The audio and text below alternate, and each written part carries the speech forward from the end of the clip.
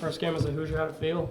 Oh, it felt great. It was a great crowd. Beautiful day, too. I think we got blessed with the weather. But it was exciting to be out there and just start playing with the boys. So it was a great time. Whether it was Hemby, Kalon, or even Lee, they were able to move the ball down the field. What did you guys notice on the offensive line, kind of creating those holes? Yeah, man. Credit to them. They hit it, right? Like, you can just see the explosiveness in them from the jump. And we're just trying to do our jobs. Like, that's what we do as offensive linemen, do our jobs and open holes for those way more athletic and talented guys to hit them. So proud of those guys, and it's onward and upward for sure for everyone. Kind of going after just how well the running game did this week, is there anything as a group, as an O-line group, that you guys thought, hey, we did this really well this week?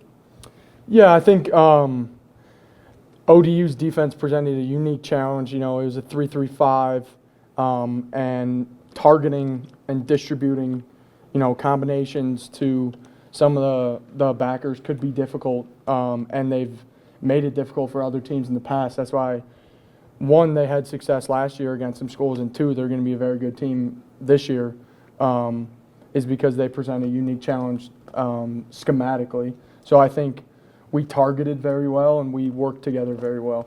How tough was it to rewatch I think it was 5 plays at the goal line. I think 4 of them were runs at the one, and you guys couldn't punch it in. And Kurt talked about at that point, it doesn't matter what the scheme looks like, you got to be able to do it. What was kind of when you rewatched those? What did you see on those plays? Yeah.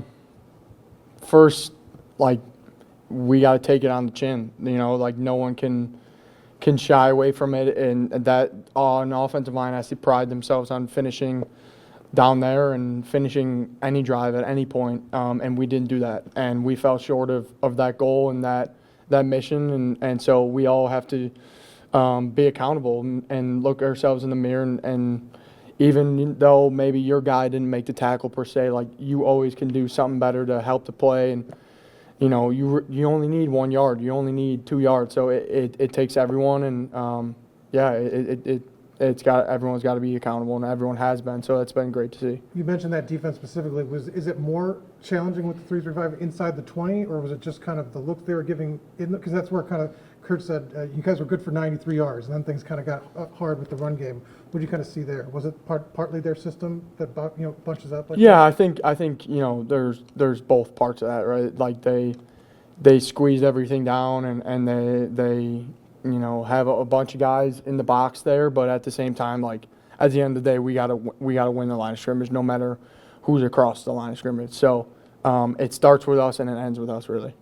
What goes into I don't want to say fixing, but what goes into adjusting in that perspective? It's detail. It's got to be a focus on detail, and it's little things like hat placement or making sure we're getting our hat across so that cutback lane is there or whatever it is.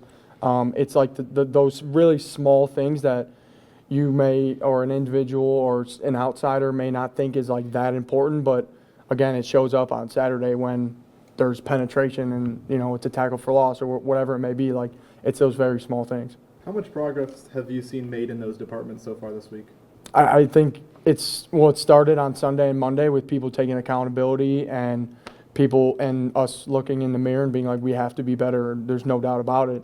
So that was the first step, and then we had a great Tuesday practice, and it's going to lead into Wednesday, and but at the same time we can't dwell on it, right? We got to be all right, we know what we did wrong, we know how to fix it, which is good because we know how to fix it, and then we got to move on and get better from there. Pat, you kind of had a less favorable result with Notre Dame and NIU last year. Just what did you kind of learn from that, and what can be a good message for the team heading forward against these tough non-conference games? You can never take anything for granted in this sport or in this game or in life in general. Everything's earned and everything's earned, right? Any given Saturday, anyone can beat anyone. And Coach Sig was he mentioned all the Sun Belt teams that lost or whatever. So everything's earned and can never take this game for granted, for sure. Aiden talked about it a little bit last week that he was tired of hitting guys in Indiana jersey. How was it being able to hit guys that weren't wearing Indiana jersey this past Saturday? It was fun. That's what you work all the winter and spring and summer for. So, Yeah, it's the best, man. Like, that's why you play the game. Like, you hit someone and the ball hits right behind you. You hear the crowd popping, and you just know it's a big hit. Like, that's what it's all about. That's why it's one of the best parts of the game for sure. And then another thing he talked about last week was you and him trash talk a lot. How was being able to trash talk a different team and not Aiden for once? I don't really try. I trash talk Fish because we're boys, but I try and just do my job to the best of my ability. But that's funny he said that. That's pretty funny. One more for Pat. You mentioned accountability. Fernando, after the game, the first thing he said, the offensive struggles around me, and kind of broke them down that way. What does that mean for the locker room when you see your quarterback? First thing he's talking about, taking accountability for the whole offense, not doing exactly what you guys needed to do. Yeah, I think it just shows the type of person he is and the type of leader he is and the type of locker room guy he is, like foxhole guy he is. But I think every single person, like every 11 on the offense, would say the same exact thing because just to the type of people that are in that locker room. And, no one was perfect on Saturday, 100%. Everyone's got stuff to clean up, and that starts with me as well. Like, it starts inside out on the offensive line. So we all got to be better, and myself included, for sure. Thanks, Pat. Thanks, Pat. Thanks, guys.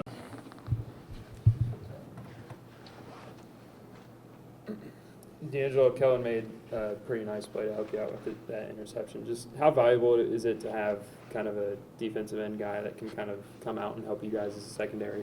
It's very valuable. I actually owe him something for that. He made it pretty easy for me to tip the ball. I appreciate him for that. But, yeah, he definitely is a big part of our defense, and he has a bright future ahead. Do you guys feel like the secondary was building some momentum out there? Nobody switched. You guys played all the snaps, all 5 of you. What was that like, kind of just feel like you building on something each interception? I definitely feel like we're getting better as we get more game reps. I feel like we are building on something. As you can see, they didn't cross the 50 besides those runs. I feel like we are getting better, but we definitely need to progress and fast. How much have you kind of seen Amari just mature the last year and a half? He's a big part of our defense, and he has matured. He's stepping into that leader role, and he's always been that player for us, and he's stepping into that role, and he's definitely matured, as you can see. I want to say Sig called him really smart. How do you kind of see that each day? I feel like he's a very underrated player in our defense. You don't hear a lot of talk about him, but he's very football knowledge. He has a lot of football knowledge, as you can see, and he's a ball hawk. So yeah. What does Amari playing at safety rather than Rover kind of allow him to do better and do differently? He can kind of control the defense more from up top. He can see a lot more and make a lot more plays from up there, I feel like, and I feel like that's a good position for him, even though he can play both. What do the corners have to be conscious of against mobile quarterbacks? Especially got more coming up. What do you have to kind of work on? Just being disciplined, staying on your guy, not coming off your guy when he scrambles around, just plastering our guy, and not coming up on the quarterback and staying on your man. That's basically what it is. You had there were 3 picks this week against Old Dominion. You had 3 last year against Nebraska. Is there a goal every week in terms of how many picks you want to have? I feel like it's an unsaid goal. I feel like, every week we want to get takeaways, and that's a big part of the defense. Like, if you get takeaways, you're most likely going to win the game. So, yeah. Coach Signetti said that week 1 last year and week 1 of this year are almost the same. From your eyes, how would you kind of compare and contrast week 1 last year and week 1 this year? I would say the same. We struggled a little bit last year from different sides of the ball with different things. It's week 1, so everybody has something to work on around the country. So I feel like there's no panic around the defense. Like, I feel like we're going to be good. What's been the biggest point of emphasis in the film room and then on the practice field so far this week? Just learning from our mistakes, taking it day by day, getting better. I feel like we're getting better as we go, and yeah, that's it. You mentioned no panic. Did anybody gather the defense after that first big play you guys allowed, or was it just business as usual? Kind of what happened after that moment? I feel like it was business as usual. I didn't see nobody panic, no bad faces or nothing like that. We knew, but we just fix it, and then we'll come back and get right. So yeah. How far along do you think you guys are as far as fixing that goes? I feel like as far as QB runs, we don't see that a lot. So I feel like that's hard to mimic in practice. So now that we've seen it, it'll be easier to fix. What have you seen from Kennesaw State on film? We've seen they have a mobile quarterback. They're kind of similar to the team we just played. I feel like they like to take shots a little bit, and I just feel like we got to rally to the quarterback. Anything else for D'Angelo? fan turnout for you guys, week one, much better than it was last year. What does that do for you as a unit defensively? It helps us tremendously, especially those smaller teams not used to a bigger crowd. I feel like it definitely helps us, and yeah, it's definitely a bigger turnout than week one, as you see. Thanks, D'Angelo. Thanks, D'Angelo. Thank you.